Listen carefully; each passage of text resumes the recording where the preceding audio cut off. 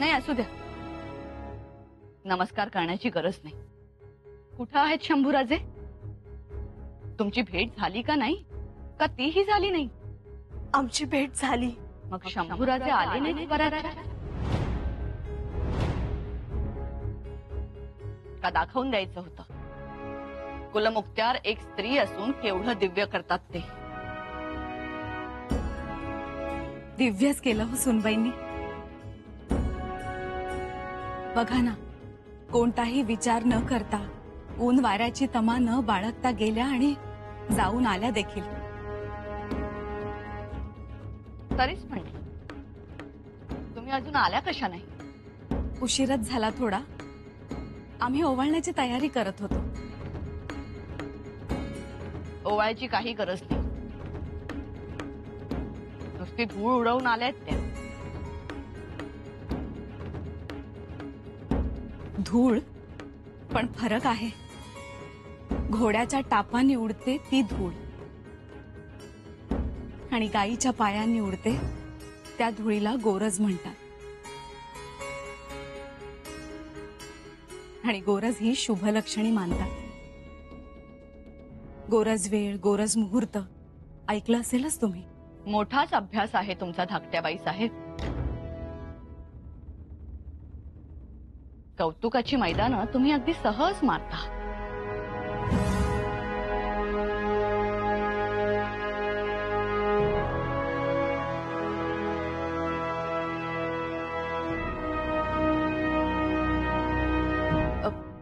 राणी साहेब, म्या भाकर तुकडं वळू का? राहू द्या ते सोपास्कार. उगाच चुकीचे पायंडे पाडत जाऊ नका. स्वराज्याच्या कुलमुक्त्यार स्वतः गेल्या होत्या, पण तरीही शंभूराजे काही आले नाही. याचा अर्थ काय समजायचा? तर शंभूराजेंना स्वराज्यात यायचंच नव्हतं.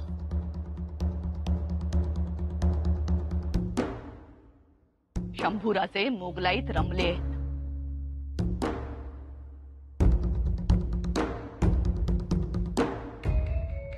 त्यामुळे आता धाकट्याबाई साहेब, शंभूराजे परत येतील अशी खोटी आशा बाळगू नका.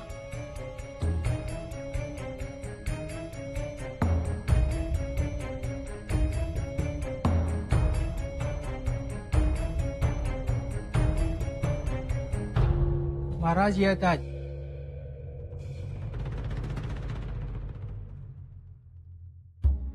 आबासाहेब, केव्हा आलात? आत्ताच येत आहोत. कोणाला विचारून गेला होता?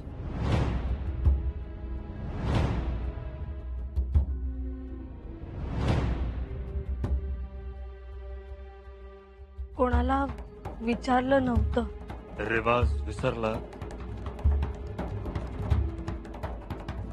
जी म्हणजे आबासाहेब, सोबत पुरेशी माणसं होती, अंगरक्षक होते.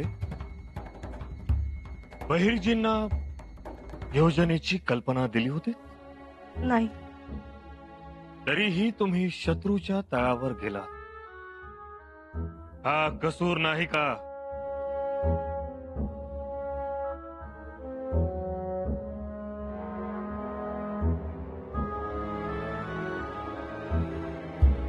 आहे आबासाहेब, पण या बेजबाबदार वर्तनाचा आम्हाला खुलासा हवाय. स्वराज्याच्या कुलमुक्त्यार इतक्या बेपर्वाहीनं वागतात. ही बाब आम्हाला सहन होणारी नाही.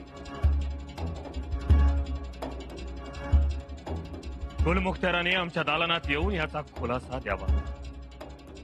महाराज, त्यावेळी आम्हाला कोणाचीही रद्दबदली नकोय.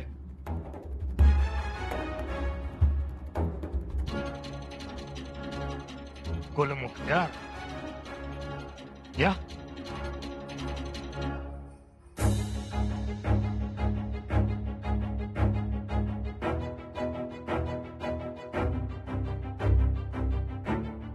खुलासा स्वराज्याच्या छत्रपतींना केवळ कुलमुक्त्यारांकडूनच हवाय.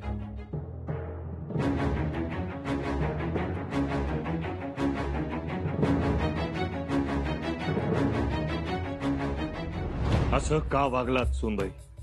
बोला. माफी असावी आबासाहेब. माफी? स्वराज्यातील जबाबदार लोकांना असं चुकता येत नाही, तुम्हाला ठाऊक नव्हतं हे? माफी हा शब्द त्यांच्यासाठी नाहीच. आबासाहेब, काय इतका मोठा धोका पत्करलात? एवढी फौज आहे, निष्णात फेर खात आहे, एकापेक्षा एक नरवीर असताना तुम्ही का गेलात सुनबाई? आम्हाला राहवलं नाही. वाटलं जावं आणि घेऊन यावं युवराजांना. इतक्या सोप्या वाटल्या सगळ्या गोष्टी तुम्हाला? तुम्ही तिथे गेलेले असताना तुमचं काही बरं वाईट झालं असतं तर आम्ही काय केलं असतं? आणि मुळातच हा असला बेजबाबदारपणा तुमच्यात आलाच कधी?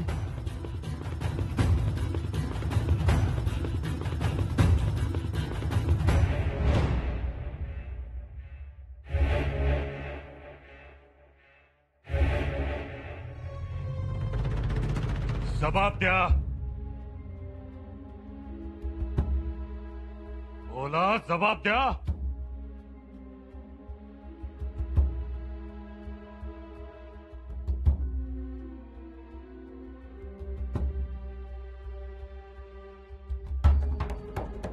काय झालं सुनबाई? भेट झाली?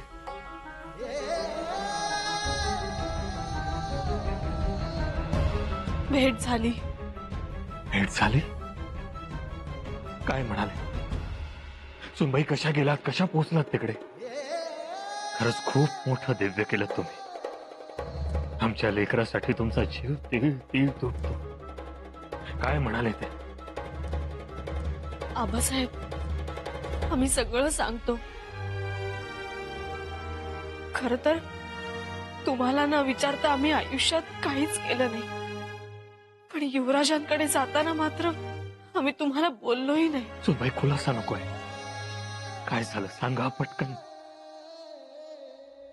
आम्ही अथनी गावात पोहोचलो. इथून पुढे हातनी गावाची हद्द सुरू होते. ते बघा, गाव दिसते. निरोपाची काय गडबड झाली हाय की नाही ते पाहून येतो. तोवर तुम्ही इथंच थांबा.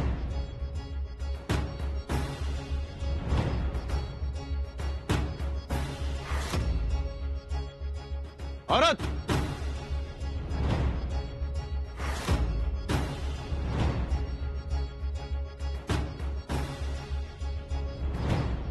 मैं लाडाऊ और ये दक्कन के बड़े घराने की बहू है. ते बघा,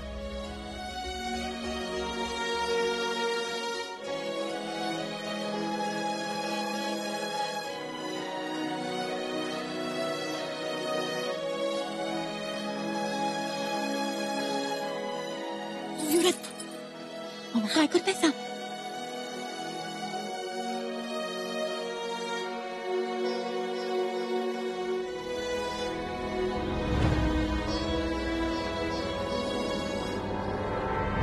आम्ही छावणीत जाऊ शकत नाही, पण युवराज तर छावणीच्या बाहेर येऊ शकतात ना. कुठं येणार ते? कसं येणार? अहो, पाळत आहे त्यांच्यावर. सांगा, कसं भेटणार? कुठं भेटणार? बहिर्जी काका, आम्ही युवराजांना भेटणार. आपा, आओ, कब से राह देख रही थी मैं. आओ. मगाशी सांगितल्याप्रमाणे आजची रात आणि उद्याच्या दिवस राहतील आणि उद्या रातच्याला निघून जातील.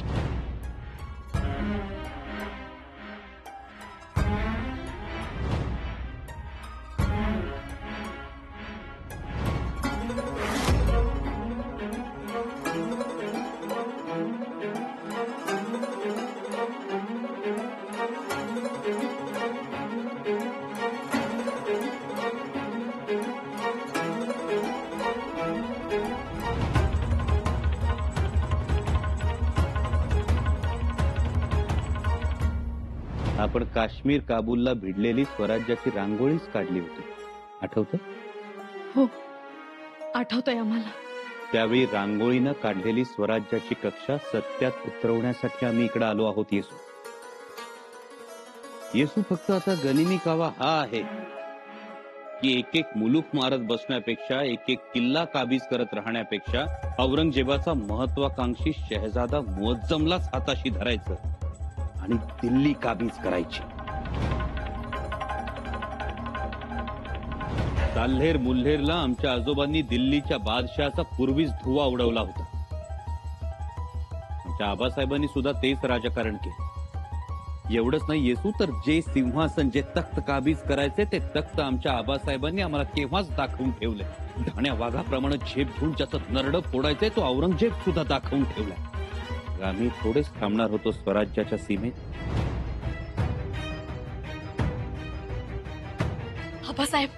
आबासाहेब मोहीम फत्ते झाली. आम्ही गेलो, भेटलो त्यांना. त्यांची स्वराज्याबद्दलची आस्था आम्हाला बघायला मिळाली. आबासाहेब, युवराज दिलेर खानाच्या छावणीत राहतात, पण त्यांचं मन मात्र स्वराज्यात. ते दिलेर खानाचे मित्र झाले असले तरी त्यांच्या हाताच्या बोटात आम्हाला वाघ नखच दिसली हो. स्वराज्याचा विस्तार, उत्तर दिग्विजय, दिल्लीचे तख्त, हे सोडून त्यांना कशातच रस नाही. हे सगळं ऐकून आम्हाला खूप आनंद झालाय. बंद दरवाजा आडची चर्चा ही दिल्लीचा दरवाजा उद्ध्वस्त करणारी आहे, हे पटलंय आम्हाला. आमचा निरोप त्यांना मिळाला. हो. मग का आले नाही तुमच्या बरोबर? ते निघाले होते आबासाहेब, पण बत्ताशीबाई शामियानातच अडकले. काय? मग त्यांना घेण्यासाठी युवराजांना परत जावं लागलं. तोपर्यंत दिलेर खान तिकडे सावध झाला. मग युवराजांनी आम्हाला गड जवळ करण्यास सांगितलं. बहिणीसाठी पुन्हा एकदा त्या वेख्यात गेला. धन्य आहे तुमची सुनबाई. कधी कधी आम्हाला असं वाटतं युवराजांना आम्ही ज्या तराजूत जोखतो आहोत त्याचे हात लबाड व्यापाराचे. ज्या काठीनं आम्ही त्यांना मोजू पाहतो आहोत ती शिवकाठीच मुळात तोकडी आहे. आम्ही त्यांना पारखतो आहोत, पण मुळात आमच्याकडेच कस बावन्न नाही. आपल्या या स्वराज्यात दुर्दैवानी शंभूराजांवर सतत आरोप होतात. त्यांचा विषय घेऊन न्याय निवाडे बसतात. सतत ते खरे का खोटे हे पारखलं जातं. पण आता तरी लोकांना हे समजायला हवं की तेजाला वजन, उंची आणि खोली नसते. तेज हे फक्त टिपवणारं असतं, टिपवणारं असतं. शंभूबाया, तुमचा सार्थ अभिमान आहे आम्हाला. पण सुनबाई, पुन्हा असं वेडधाडस तुम्ही करायचं नाही महाराज. कारण शंभूराजांच्या पराक्रमाला तुमच्या धीर धैर्याचं कोंदण हवंय. तर आणि तरच आपलं हे स्वराज्य सुरक्षित राहील. आबासाहेब, माफी असावी. तुम्हाला माफी नाही, शाबासकी मिळणार. आबासाहेब, होय. आज जर आऊसाहेब असत्या तर तुमच्यावरून सोन्याच्या मोहरा ओवाळून टाकल्या असत्या. आता निर्धास्तपणे तुमच्या लेकीची काळजी घ्या. आम्ही आता पुढच्या तयारीस लागतो. जी आबासाहेब.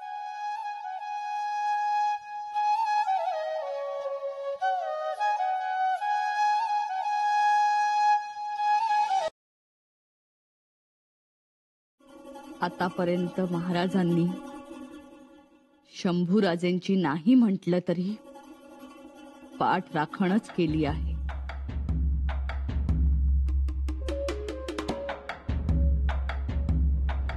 मग आपल्याला कलावंतिणीबद्दलही समजलं असेल. अर्थात समजलं. काय सुंदर ओवी गायली तिला. आम्ही जर तिथे असतो तर आम्हालाही ती ओवी ऐकण्याचा मोह झाला असता. पण आम्हाला असं समजलं की ही गोष्ट तुमच्या कानावर येईपर्यंत ओवीची लावणी झाली आणि त्यामुळेच थोडा आताताईपणा झाला नाही तुमचा. आम्हाला जर या वाटण्यांमध्येच अडकायचं असतं ना तर आम्ही देखील एक सामान्य व्यक्ती झालो असतो. एखादा शेतकरी, मुलं मोठी झाली की शेताच्या वाटण्या करून टाकायच्या. मध्ये अशी दोरी धरून उभं राहायचं, हा भाग तुझा हा भाग माझा झालं. मग कशाला एवढा स्वराज्याचा संघर्ष उभा केला असता आम्ही? आम्ही स्वतः युवराजांचं रेड्याच्या रक्तानं भिजलेलं धोतर पाहिलंय, स्थापना पाहिलीये भद्रकालीच्या मूर्तीची, ते साधू, ते भस्माचे पट्टे. भीती वाटते आम्हाला महाराज. निदान तुम्ही तरी असं बोलू नका. शौर्याच्या बुलंद पाषाणावर उभ्या आहात तुम्ही. आम्हाला दालनात येऊ दिलं नाही, बरोबर बाहेरच थांबवलं. आमच्या देखत काय खुलासा झाला नसता, पण सगळ्या गोष्टी आम्ही समोर असून आमच्या दृष्टीआड. याचा अर्थ शंभूराजे स्वराज्यात परत यावेत असाच आहे. पण मग शंभूराजे स्वराज्यात परत आले तर राजाराम राजेंच्या आयुष्यात धाकटेपणाशिवाय काहीच उरणार नाही. धाकटेपणा म्हणजे उणेपणाच, आणि उणेपणा आम्ही येऊ देणार नाही, कदापि येऊ देणार नाही.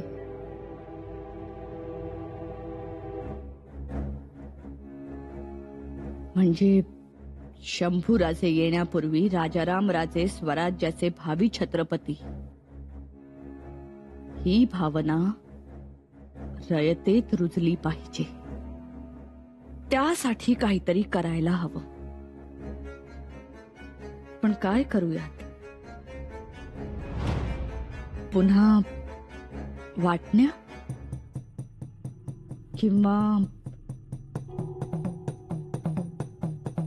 काही सुचत नाहीये. सगळी वादळ, संकट शंभूराजेंच्या वश आहेत. आता नवी खेळी खेळूयात.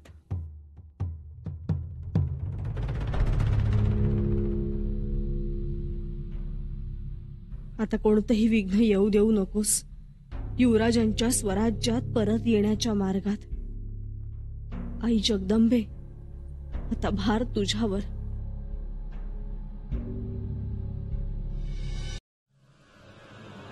युवराज, युवराज शंभूरा. सुभान अल्लाह शंभूराजे. लीजिए, मुंह मीठा कीजिए.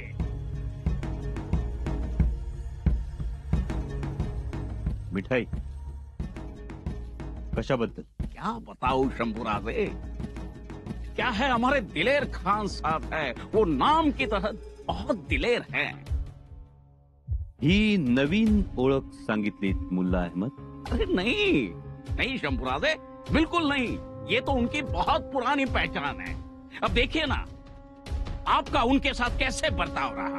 आपने उनको तलवार दिखाई, उनको बेइज्जत किया, मना करने पर भी, शंभूराजे मना करने पर भी आप अपनी हरकतों से बाज नहीं आए. मुल्ला, शंभूराजे गुस्सा मत होइए, सेहत के लिए अच्छा नहीं होता.